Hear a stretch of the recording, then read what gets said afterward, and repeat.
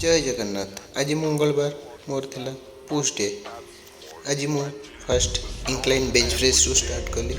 तो incline bench press मु 3टा set 15 रो लगेला परे तापर मु फ्लैट डंबल प्रेस करथिली जोटा कि 25 वेट थिला और तार 15 रो 3टा सेट मारली।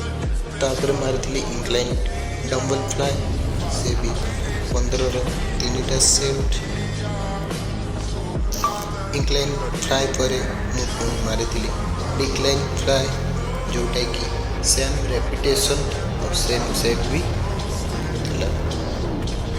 तापर मु मारी बटरफ्लाई या चेस्ट फ्लाई जोटा कि कहते तो सेटा भी मु मारी 15 रो 3टा सेट। तापर मारी चेस्ट डीप जोटा कि 15 रो 3टा सेट थिला। तापर मु आसी जाइली शोल्डर को।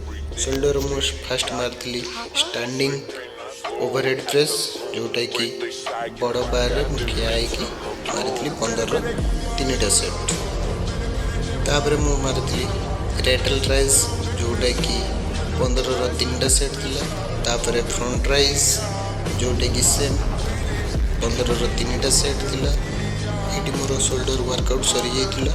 तापर मु ट्राइसेप वर्कआउट को आसी जाइली। ट्राइसेप रो मारती डंबल कॉल क्रेशर 3टा सेट 15 रो। तापर मारती केबल रो एक्सटेंशन ओवरहेड एक्सटेंशन जोटा कि 3टा सेट थिला 15 रो। तापर मारती बार पुश डाउन केबल ले 3टा सेट 15 रो। यहाँ पर मोर लास्ट वर्कआउट थिला सिंगल आर्म किक बैक जोटी कि मोर 3टा सेट कंप्लीट करके 2 हाथ रे वर्कआउट